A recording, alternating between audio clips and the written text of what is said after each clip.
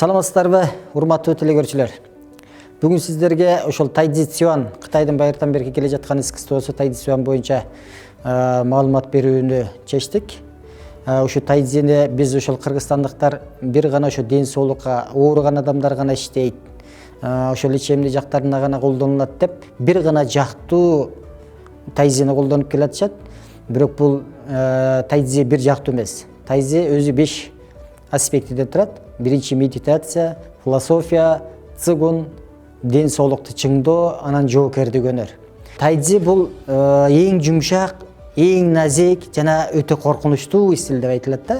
Бул Тайцзинин байыбын өздөштүргөн адамдар бул кол тийгизбестен алыстан дагы урган деңгээлге чыккан ошо Кытайда өтө көп мастерлер кездешет. 10 метр аралыктан дагы керек болсо 10 метр эмес, бул адамдын оюн өзгөртүп койгон. 10 метр өтө алыскы адамдардын дагы оюн өзгөртүп койгон деңгээлге чыгышкан өтө күчтүү улуу адамдар чыккан да. Ошол Тайцзиде медитация бар деп атпайм. Ошо медитациянын күчү менен ошол нерсеге жетишкен. Эми жанагы энергиянын күчү менен урган цигун деген көнүгүү бар. Ошо цигунду иштегенде дагы ошол энергияны алыска чыгарып дагы алыстан урганга жетишсе болот. Тайцзиде 3 баскычтагы мастер бар да. Биринчиси ошол колдонулган мындай формалар бар. Ар бир формалар бар. Ушулардын мушташта ушул байыбын колдоно алган болсо, жоокердик өнөрүн ушул мушташта колдоно алган болсо, ошол биринчи баскычтагы мастер. Экинчи баскычтагы мастер булар алыстан энергия менен уруп жыгышат. Үчүнчү эң күчтүү баскычтагы мастерлер булар адамдын оюн өзгөртүп койгон деңгээлге чыккан мастерлер да.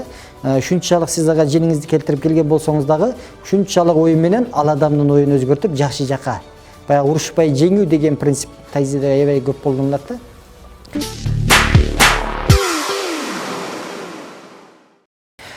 Эмес ошол Тайцзидеги разимкалардын байойларын көрсөтүп берели. Биринчи чансы деген көнүгүү бар да, чансы деген. Мында иштелет.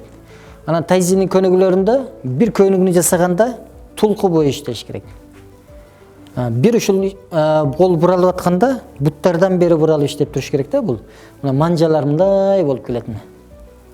Ушундай көнүгүүсү бар. Анан бул аркага жасалат бул. Бул билектин көнүгүүлөрү да. Анан ушул эки колго тең жасалат мындай. Бул тарамыштарды чыйратып, тарамыштарда катылган муундарга катылган энергияларды козгоп сыртка чыгарып берет. Эми шуну караңыздар эми.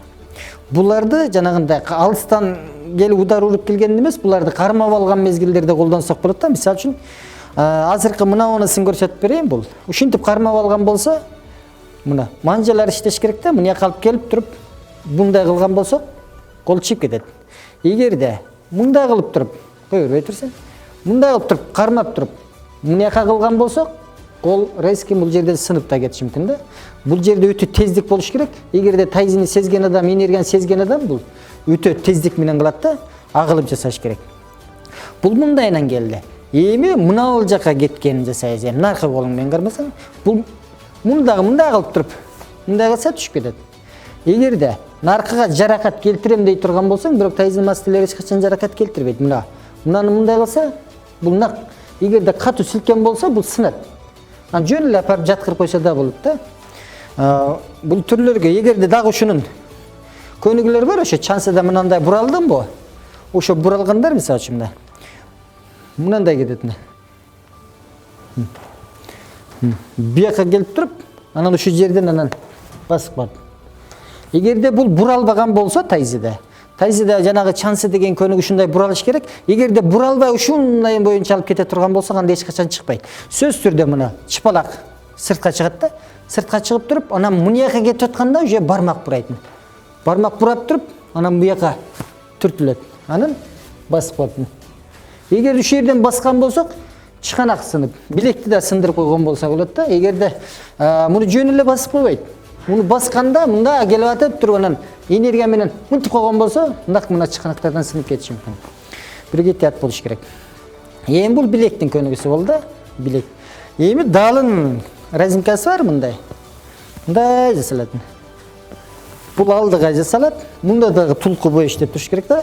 Анан аркага жасайсың. аркага жасайбыз. Буну жакалап алган мезгилде. Жакалап алган мезгилде кудум ушул нерсе келет. Чыканак келини.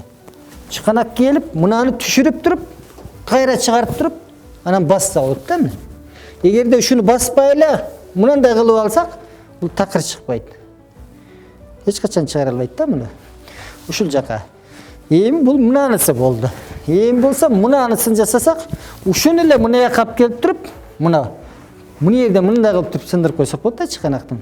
Бул эч каршылык көрсөтө албайт. Же мына жактан түртүп коет.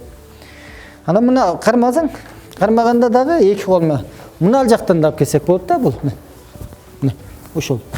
Мына жерден резки бек алып келип туруп, мына басып коет. Бул да анын көнүгүүсү болду.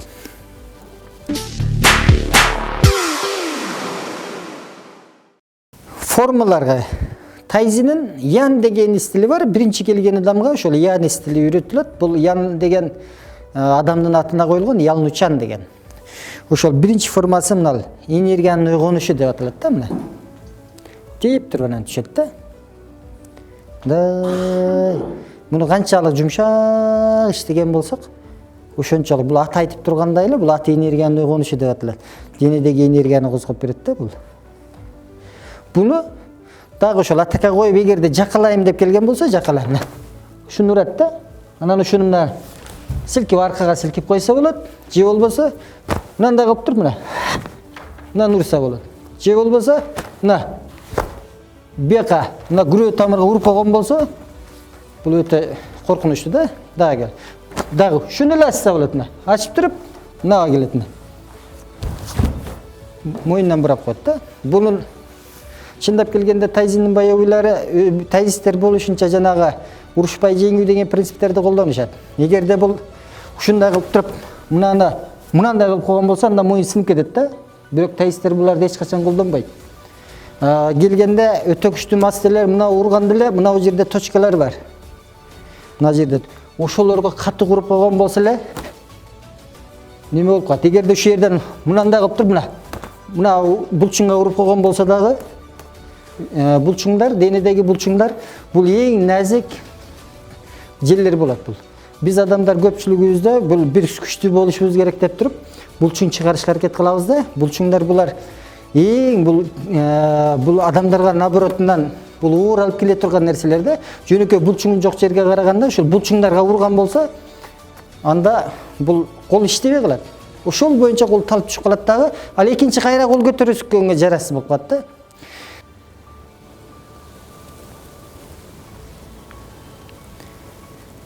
Бул экинчи форма. Экинчи форманы урсаң сен, урганда эле кетти. Ушундай келет. Анан мынау бияка чабат. Ушуну чапса болот. Же болбосо урганда ушу оңдоп келген. Мына урганда эле мына дене менен уруп койсо болот да. Тайзиде эң күчтүү удар дененин удары чыгат. Колдун ударына караганда, себеби биз кол менен урабыз, аяк менен урабыз. Мына жерде киндиктин алдында 4 ылдый, 2 ичкерте цихай деген чекит бар да. Ошол чекит, цихай чекитинен чыгат энергиянын баары. Эң күчтүү удар мына дененин ударына. Дене менен урганда эле алар, мисалы үчүн, мен мына мушту менен урган болсом, ушул урган жери гана ооруйт да. Ал эми мен дене менен урган болсом, анда тулку бою ооруйт да, айрыкча мээге аябай запкы берет да.